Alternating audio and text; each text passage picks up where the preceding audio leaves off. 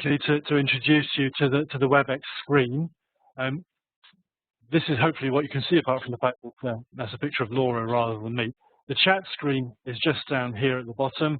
At the moment, if you send a message, it will take all participants, but you can send a message to either myself or to James as is necessary.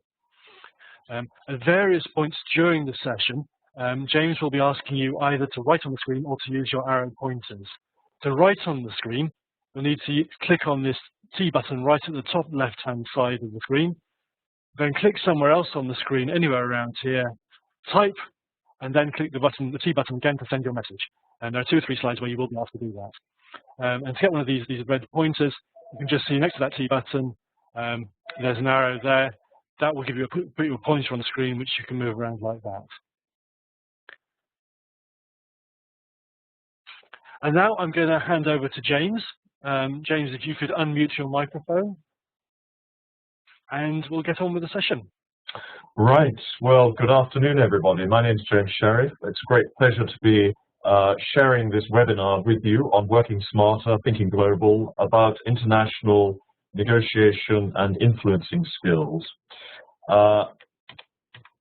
Just to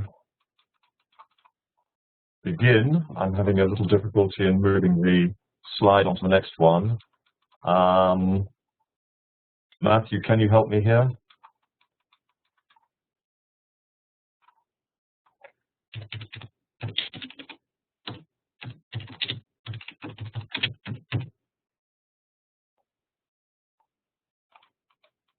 Right, well, while we're waiting, I'll just introduce myself. My name is James Sheriff. I've been an international trainer for the last 25 years, running cultural training and international negotiation skills and other communication skills training subjects. And I've worked in 70 different countries, trained in 70 different countries with over 100 different nationalities over the last 25 years. And I really need to be able to move the, here we are, good, okay, we're there. Okay, so the agenda for this session is about preparing for international negotiations, adapting your style when you are negotiating internationally, building lasting relationships with your partners, communicating with and influencing your international partners, and reaching lasting deals with your international partners. Now, I'm assuming that you have the basic negotiating skills, so I'm not going to be focusing on them so much. I'm going to be focusing on the things we need to identify and prepare for when it's international. So let's just move on these a little bit further. The first point I'd like to make is that there is no international rule book for negotiation. When you are negotiating internationally, you need to be prepared for anything, any strategies, any behaviors. And so it's about being prepared and knowing and understanding the cultures that you operate, that you're negotiating with. So, what essential information do you need when you're preparing to negotiate internationally? When we run our negotiations training, we do an exercise at the beginning of the session, and we identify some case studies. And I've written a short one for this session. So, for example, your company wants to enter the Turkish market, which is growing rapidly. You've identified a potential new customer, and you're preparing to negotiate with them. You are a well-established manufacturer of ketchups, mustards, and sauces in the UK.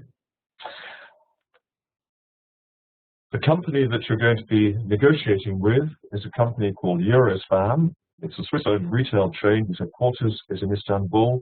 You're new to the Turkish market, and you have a meeting with Redife Koc to discuss a slight supply contract. What information would be essential for you to know about this new negotiating partner before you meet? Now, I'd like you to imagine that you have a resource who can give you all the information you need to find out about this organization and its world.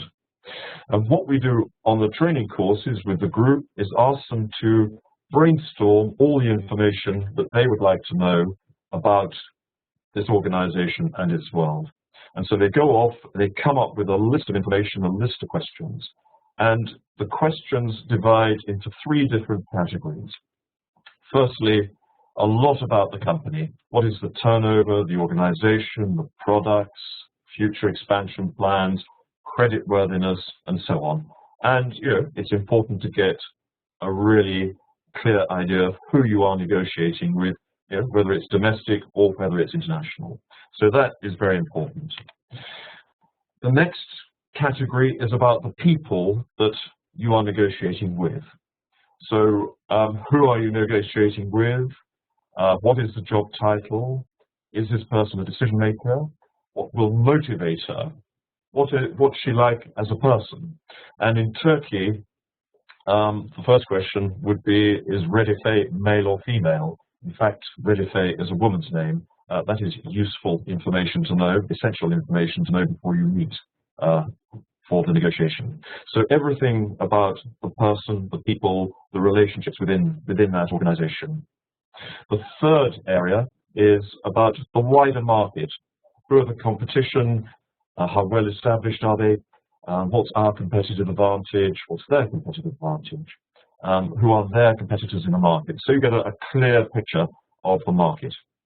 So those are the 3 out of the 4 C's for your preparation: the company, the characters, the competition. And I can guarantee in any training that I do in international negotiations, people will give me lots of information about those things, but there's a final C, which is missing. And very often people ask nothing about the final C, and of course the final C is culture. It's the most fundamental because it underpins everything that will happen in an international negotiation, and it gets forgotten very, very often. Mainly because we assume that people will operate, will behave, will communicate in the same way as we do. They'll make the same assumptions. But of course, that's not true, and that can be very dangerous when you are negotiating if you haven't learnt about the culture that you're operating with. So that's what we're going to do right now. We're going to look at some of the cultural elements that you need to be aware of when you are negotiating, preparing to negotiate internationally. So the key message is culture matters, learn about it. And of course, this is not about only national cultures. It's just as relevant within the UK if you're operating with different companies, different industries, different teams. They will all have their own cultures. So it's about adapting your style, learning about it so that you can influence and motivate them, build trust, build relationships, and help you win that deal. So let's move on now and go back to the negotiation with Redife Koc in Turkey. So what cultural information would be useful to know about when you're negotiating with Redife? Well, firstly, how important are relationships to her in doing business successfully? Some cultures are what we call relationship cultures, where you need to know the person, the people you're dealing with, and build a relationship. And Turkey is very much a relationship culture. How does she view hierarchy? Well, again, Turkey is a very vertical hierarchy culture, so it's important to position her in that culture and for her to know what your hierarchical position is within your organization. And that's a very important element for her because she comes from a vertical hierarchy. What will her objectives be in that first meeting? Well, coming from a relationship culture, probably a lot of what she wants to do is to get to know you as a person. Your objectives might be to get down to business immediately, but she very probably will want to get to know you as a person. So you need to factor that into that first meeting. Many years ago, I had a colleague who was extremely successful. He was British. He was extremely successful in selling and negotiating in Spain. And he told me that the first meeting in Spain with a new client negotiating for training, he would not talk about business at all. All the discussion, the conversation would be about building relationships, getting to know each other so that his Spanish negotiating partner would feel that at the end of this session that this is somebody that I and beginning to know, to understand, and somebody I want to do business with in the future. How does she view time? Is she long-term? Is she short-term oriented? How important for her is punctuality? How important is having a fixed agenda? All of these can affect her style. And how can she get you to trust her? What does trust mean to Redife in Turkey? How does it differ from trust, your interpretation of trust? So these are the key elements, and let's go into a bit more detail now. We'll leave Redife behind now and move into some of the cultural elements in a bit more detail. So, firstly, the iceberg. This is probably very familiar to you, the iceberg model of culture. And the point here is that when you meet somebody, your new negotiating partner, you meet for the first time, the visible is only 10% of the whole. So we hear the language, we react to the language, we identify the behavior, we can see the body language, we can see the facial expression, we can see the dress, but there's a huge amount under the surface which we can't see. Things like the values, the assumptions, the attitudes that a particular culture will make. And as a negotiator, the more you know about what's under the surface, the better you can prepare for that negotiation, and you can adapt your approach and your style, to meet closer your negotiating partner. So that's what we're going to do. Let's look under the surface in a bit more detail at some of the areas you need to prepare for and manage during the negotiation. Now, there are 5 key areas, what we call the 5 keys to culture. They are the relationships, communication styles, attitudes to time, what truth means in different cultures, and also how comfortable different cultures are with risk.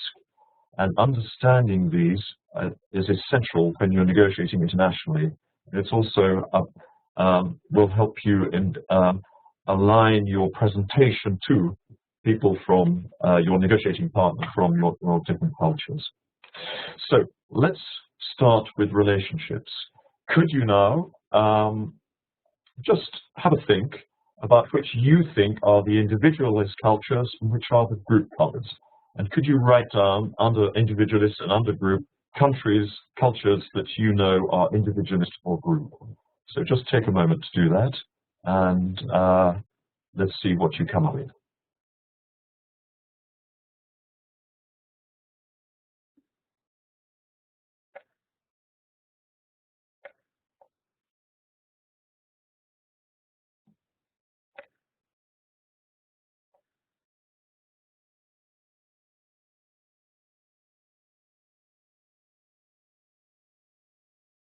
Okay, so we've got a couple. We've got Finland, we've got USA as individualists, absolutely right. China, Uganda, Japan, Far East countries as group cultures, yeah. Germany, Finland, yep, as individualists. Okay, good. So yes, clearly individualist cultures are North American, Northern European. The Latin cultures, like France, Italy, Spain, are actually very individualist of work. They're more group-oriented in their private life, for example, with the family and with the connections of friends, but at work they're quite individualist. The South America, moderately group culture. So, I'm going to move on to the next. Thank you very much for all those countries and where you placed them. So if you come from an individualist culture like the UK and you are working with the group cultures, there are certain things, and you're negotiating with group cultures, certain key elements to be aware of. Firstly, in the group culture, everything you do, if you come from Japan or China or the group cultures, everything you do is within the context of the group. It's not about I, as in the individualist cultures, it's about we and us and the team, and working together and getting consent and consensus within that group. Face is an enormously important element. So nobody should lose face in the group. So within that negotiation, anything critical, you need to be very careful about how you handle it. Don't single out any individual.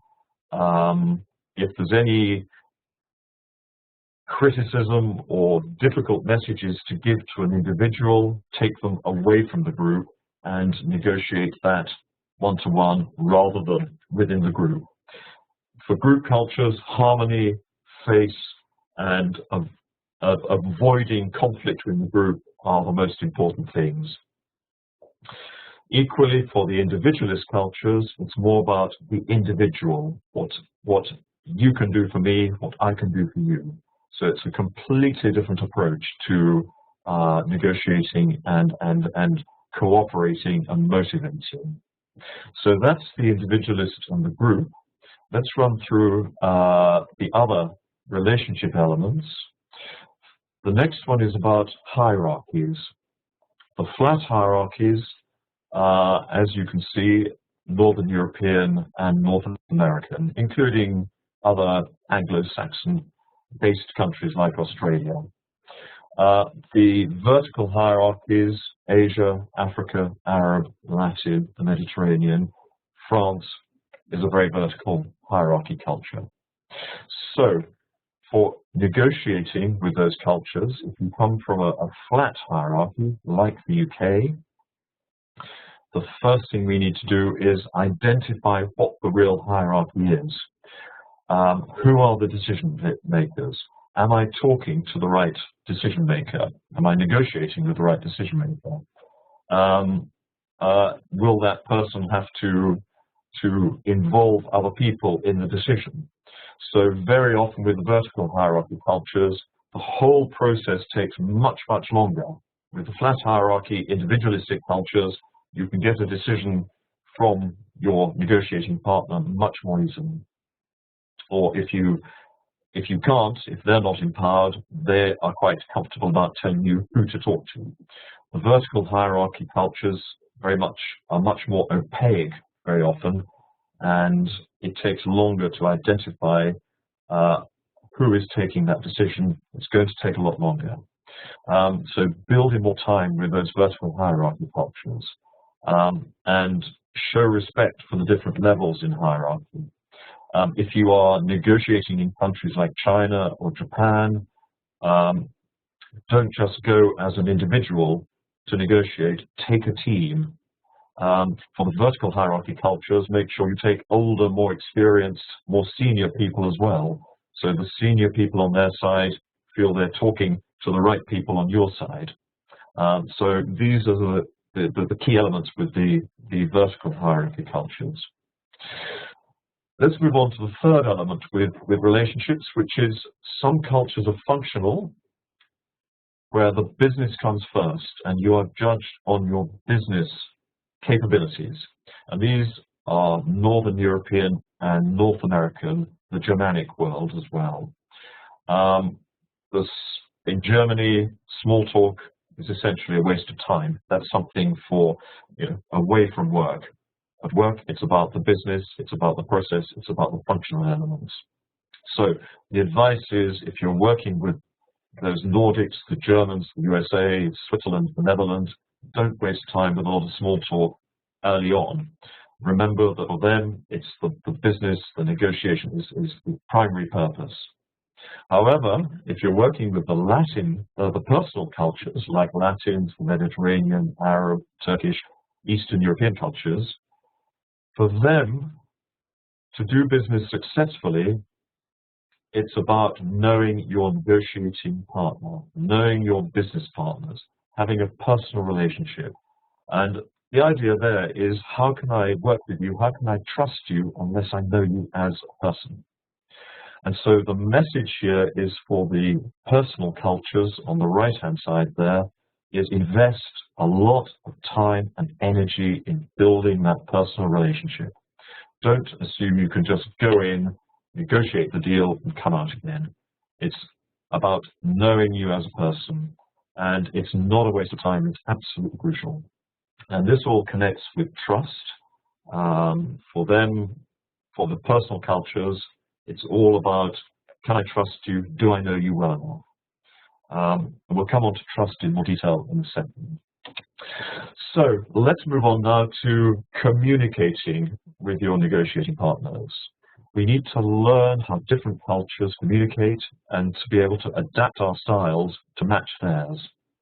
The more you can communicate in a way that they feel comfortable with, the more likely you are to influence and motivate them.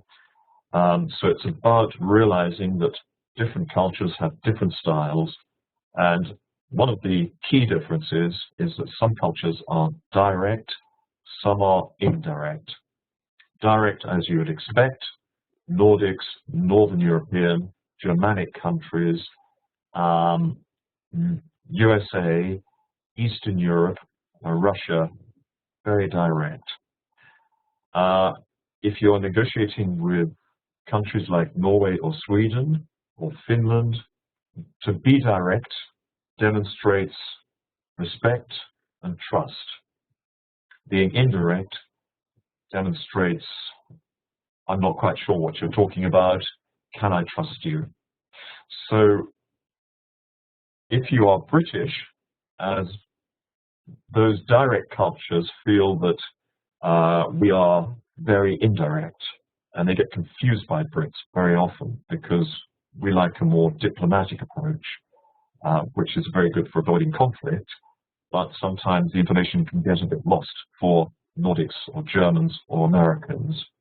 So the message here for British people when you are negotiating is get to the point, say it directly. Be clear about what you're saying. Equally, for the very indirect cultures, Asians, Arabs, Africans, they are indirect. Sometimes they will say what they think you want to hear. A lot of the time they're trying to avoid conflict, avoid loss of face. And so this is where we get the classic yes in countries like India or in China or in Japan or in the Arab world. And then it's a question of what does yes actually mean? So if you ask the question, can you deliver in October? And you get the answer yes, that could mean yes we can. It could mean we'd love to, but we're not sure we can. It could mean, well, I don't really understand what you're asking. It could mean a lot of things. So rather than the yes-no question with the indirect cultures, the communication should be open questions using the when, why, what, where, how questions. When can you deliver? And then you get the answer. So with the indirect cultures, lots of open questions, check information. The indirect cultures tend to be implicit as well, where assumption is just understood and doesn't need to be vocalized. So make sure everything is explicit. Summarize frequently. Ask them to summarize information. So you can match up the summaries to see if they're both correct. Clarify information. Check information. Don't leave information unclarified or just assumed. There are many, many examples where negotiations have failed because the partners have gone home after a negotiation, after they thought they'd reached an agreement, and they've gone home and the information, the agreement, what has been agreed is completely different. So check, clarify all the time with the indirect cultures. With the direct cultures, get to the point, don't waste their time. Good. Let's move on to written and spoken. Some cultures are more written. For example, USA, Northern Europe, UK, Germany. We're comfortable with long written documents. We're comfortable with long, detailed contracts. The spoken cultures prefer to speak, to talk directly, because it's about building relationships and they can gauge you and whether to trust you from what you say, not just what you write. So the message here is Obviously, we need to use email. We need to write things down, but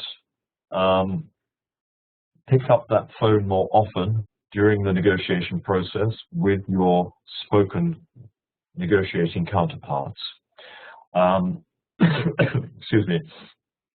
Don't be too legalistic with them. Build a relationship, talk to them, send those written email confirmations, but don't rely too much on them. Keep in contact, keep in touch all the time is the message for the spoken cultures. The traditional Chinese or Japanese contract is very, very short, a few pages only, and it's more a memorandum of understanding between two partners who trust each other than the long, complex, legalistic contract that you would get in North America or Northern Europe. When I'm training in the Arab world, when I'm negotiating in the Arab world, I try not to take any notes at all. I make sure I remember the content and then write it down afterwards and focus on the interpersonal communication rather than sit there writing copious notes. Whereas it would be seen in a positive light if I took lots of notes in a meeting or in a negotiation with Americans or Northern Europeans. So let's move on now to a key element, which is the English language. I have a question for the English native speakers in the audience today. Which other language can you negotiate in? So could you, if you can do it in any of the languages I've listed, or none of the above, could you put your pointers there, please? So Andrew has said none of the above. Matthew says other, and I can guess that's probably Russian. A mass of people, none of the above. Clyde can do it in French. So we have a very small minority of people who could negotiate or could work in another language. And that's very typical for English native speakers. We are generally monochronic. We have Francisco who could negotiate, I assume, in Portuguese. Sandra in German. We're getting a few more people. Good. Now, the point is that the world increasingly is speaking English. There's a very high chance that you will negotiate in English, but you will be, with the exception of other English native speakers like Americans and Canadians and Australians, you will be speaking with non-native English speakers. So, several things to remember. Your international partners are adapting massively to you by using English and not their own native language. Every time I train abroad, this point comes up. People will say to me, I speak good English, I've studied English, I've invested a lot of time and money in English over many years. I can speak without any trouble. I can understand German, Swiss, Swedish, Japanese, Chinese speaking English. Why are the British and the Americans so difficult to understand? Are they doing it deliberately to confuse us? They're using a different style of English from what we have learned. And the point is that native speakers use native English. Non-native speakers use offshore English or international English, which is a learnt language. And as native speakers, it's really important to adapt your English to make the communication easy for everybody. English is the international communication tool, and so we need to be speaking international English. Now, here are a few points to help with international or offshore English. Firstly, cut out those idioms. Use common words and expressions. So, for example, it's a no-brainer. For a native speaker, that's obvious. Yeah, it means it's obvious. But for a non-native speaker, it can be difficult. And 2 weeks ago, I was training up in a company near Cambridge, and this point came up. Team leader, who was British, was having to deal with a major conflict within the team because one of his British team members had sent an email to a Spanish colleague commenting on the Spanish colleague's proposal, and the British guy had said, "Your proposal is a no-brainer." The Spanish guy had read it literally, had read it's a no-brainer, thought it meant you have no brain. In other words, you are an idiot, your proposal is stupid. And major conflict. And so this team leader said, I spent a lot of last week sorting out this conflict and restoring harmony in the team rather than getting on and being productive with the job that I'm paid to do. So be careful of those idioms. Avoid all those lovely idioms we love in native English, but they don't work internationally. Cut out the colloquial language. Use commonly understood words. I'm knackered. I'm very tired. Instead of I'm knackered, I'm tired. Cut out the understatement and the coded language. I hear you when you really mean, I think your idea is rubbish. I totally wrecked your idea. Be clear about what you're saying. And slow it down. Short sentences. Pause frequently. This is just good basic presentation technique. Summarize often. Ask them to summarize as well. Structure your arguments. Signpost changes in direction of the conversation. So let's leave price for the moment. I suggest we talk about delivery. Yep, signpost changes. It's easier for people to follow. Speak clearly, don't swallow the sounds. In English, we love to swallow the sounds, so I'm going to do it. That could be difficult for a non-native speaker. Tell them the words, I'm going to do it. Yep. Make it easy for the non-native speakers, and they will want to cooperate with you. It's as easy as that. So don't forget offshore English. It's really important. And on that point, well, connected with communication, a little test for you. Which two countries does the world prefer to negotiate with? There was a survey that was done a few years ago, and they asked people around the world, that question. Could you identify which are the two most popular countries for the world to negotiate with?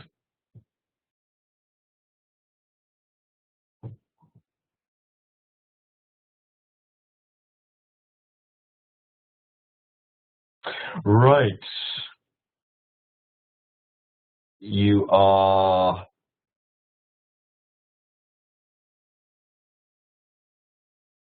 pretty close. Clyde, I'm sorry, the UK is not one of them. I'm afraid we are far down the list. But you're quite right, it's Germany and the USA. France, I'm afraid, no. So, yep, you're quite right. USA and Germany were the preferred countries. Why? Largely because of the communication style. There were other elements, but largely the communication style. They're explicit, they're direct. What you see, what you hear is what you get with the Americans and the Germans. Internationally, people prefer to negotiate with people who are more transparent and you know what they say. I'm afraid Britain, because we have a reputation for being indirect and fairly implicit, we were far down the list. So there's something that we can learn is be explicit, be direct. Good. All right, let's move back to the next cultural parameters, managing the negotiation, universal and relative truth. Some cultures are rules first, universal truth cultures. So again, Northern European, Germanic, and North American. You follow the rules. Now here, with your bargaining range, with these cultures, don't have too wide a bargaining range, otherwise they lose trust. With the relative truth cultures, situations change, life is more flexible, and you need to have a wider bargaining range and be prepared for the situation to change with the relationship cultures. So the message again is keep in touch, keep communicating, keep finding out what's happening with those relationship cultures. and the relative truth cultures. Moving on to trust. With the functional cultures, trust comes from performance. From the personal cultures, it's about relationships. As I said earlier, if I know you, I can trust you, and we cooperate, through favors by friends. So again, going back to those personal cultures, build those relationships, and that's where you get the trust from. Don't just assume it will happen, and that's essential for negotiation. So when you're negotiating, don't forget to focus on the business points, but also remember the relationship points. Trust, honesty, benefit of the doubt, empathy, support, and make sure you get the whole picture. The tendency is to focus on the left-hand side of things only, the business points only, but don't forget the relationship points. Time is the next element we need to be aware of. Some cultures are monochronic, where you have a fixed agenda, time is very linear, and so if you're negotiating with those cultures, be clear about time, be punctual, and divide the time and the negotiation up into separate compartments. Yep, let's look at this. We'll look at price, we'll look at delivery, we'll look at transportation. For the polychronic cultures, be prepared for a much more loose interpretation of time. They don't like to be limited by very rigid agendas. So go into that negotiation with your polychronic cultures with your key objectives, steer them towards those objectives, but be prepared for diversions, for digressions, for talking about other things, and then steer them back in. But don't be too rigid with those agendas when you're with your polychronic cultures. Polychronic culture people are very good at doing lots of things at once, and they see monochronic cultures as being a little bit unimaginative and a bit rigid. Next question, which is the world's most monochronic culture? Could you choose your culture?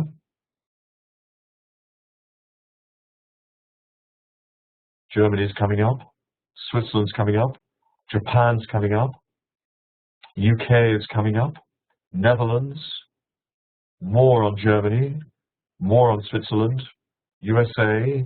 In fact, the answer is Switzerland. Where do the watches come from? And in Switzerland, they have this saying, not before time, don't be too early, not after the time, don't be late, but be on time. It's an obsession in Switzerland. In Japan, Japan is probably the most monochronic of the Asian cultures, and Germany, USA also very monochronic, but Switzerland are the world champions. So be on time with the Swiss and think punctuality all the time with them. Long term and short term, another time element. Short term, the USA are the most short term. So with Americans, give them short-term quick benefits, quick wins all the time. They're not interested in waiting for a long, long time. Equally, particularly with Asia Pacific, countries like China, Japan, think about the long term and build those points into your proposal and your negotiation. We are your long-term partners, and we can satisfy those needs long-term rather than just the short-term. So again, adapt the presentation and the message within the negotiation depending on which type of short-term or long-term culture you're dealing with. Which is the longest-term culture in the world? Again, can you choose, please?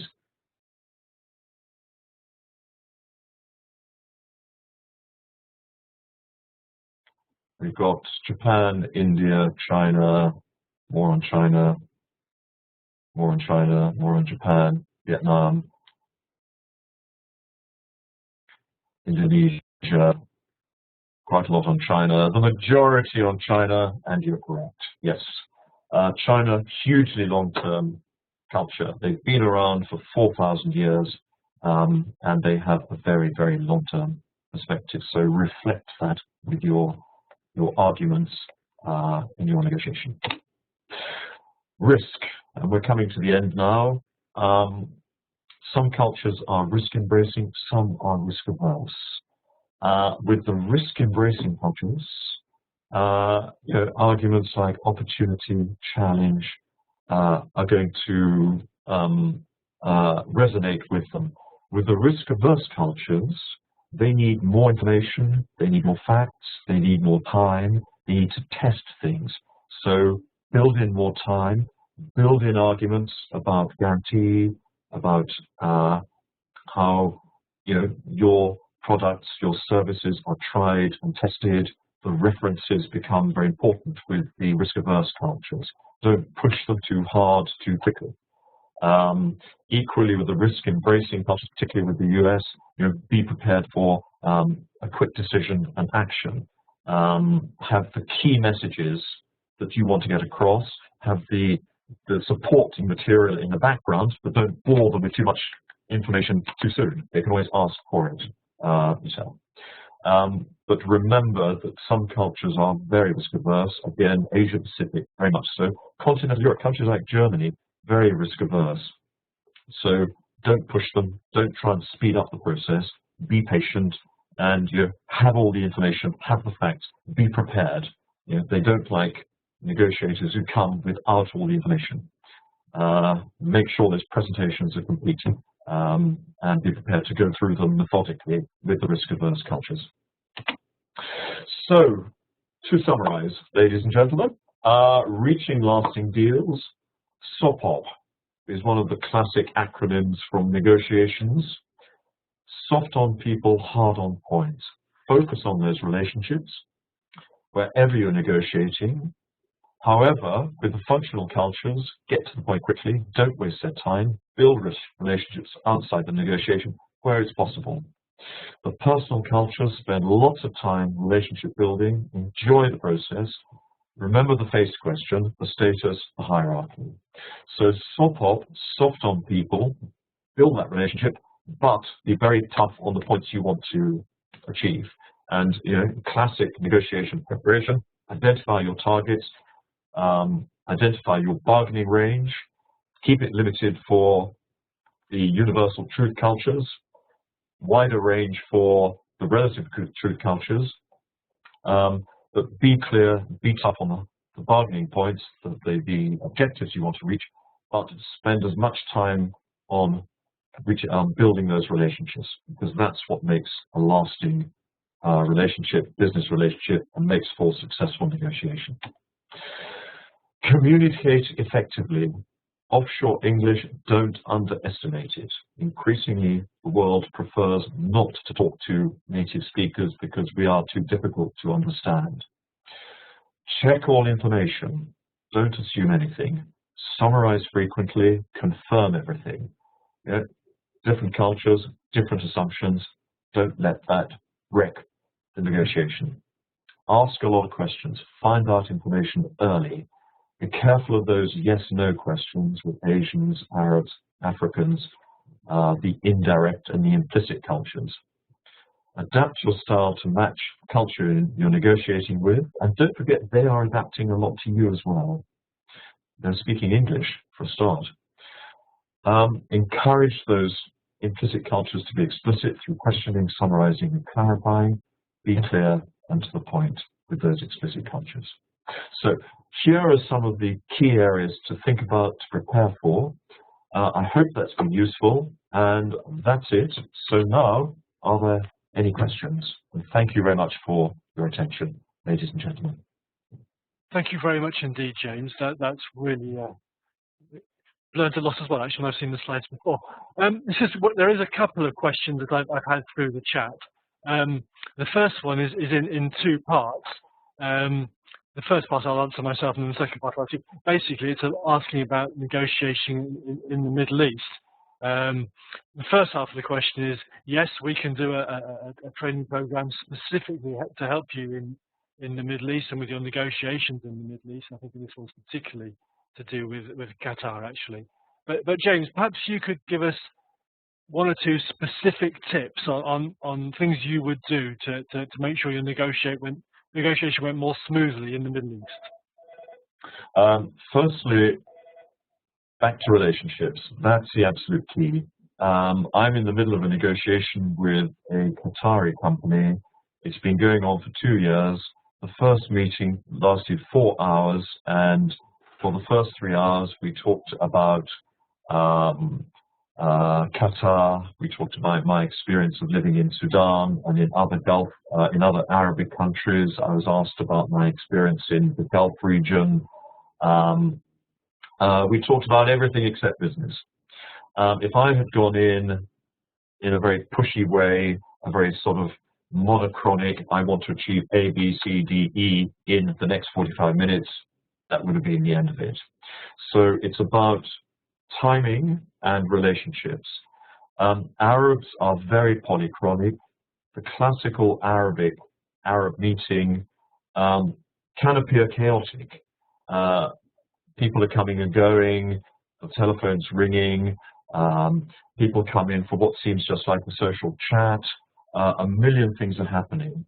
And as a Brit or a Northern European, the immediate reaction could be lack of respect. They're not focusing on me, which is the sort of individualist approach. The advice I would give is be patient, sit quietly, realize that they are polychronic. Time is an elastic thing for them.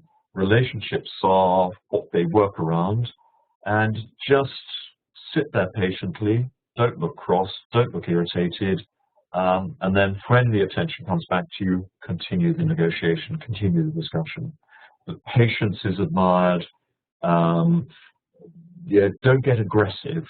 They don't like aggressive Europeans or Americans. So I've given you about 4 things now. The next question actually is very strongly related, and I appreciate you may not have personal experience of this one. Do you have any sort of specific hints for women negotiating either in the Middle East or with Indians? And the qualification on this one is a lot of the contact is by phone, so remotely, and the negotiation is a female European with a male Arab, and by phone. Is there anything you can quickly, obviously, give a quick hint on that one? Yes. Firstly, don't worry about it.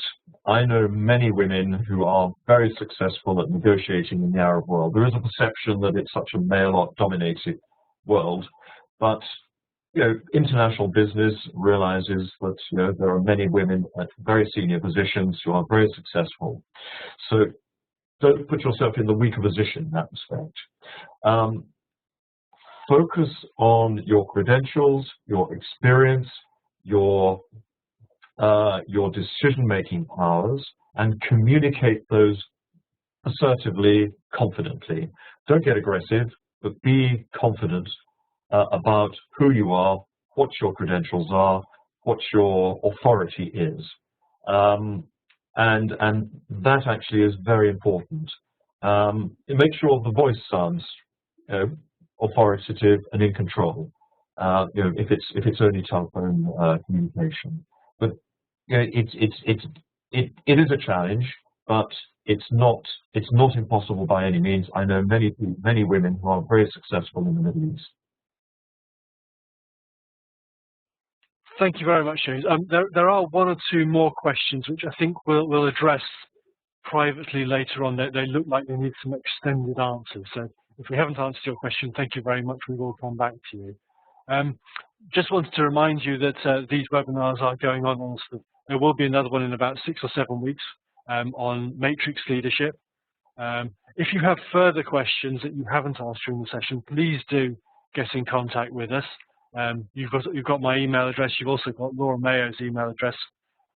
Please do get in contact with us, and we can certainly run very specific, tailored negotiating training for your organisation, which will address your situation. Thank you very much for attending. Please do let us have any comments or questions. Thank you very much. Thank you.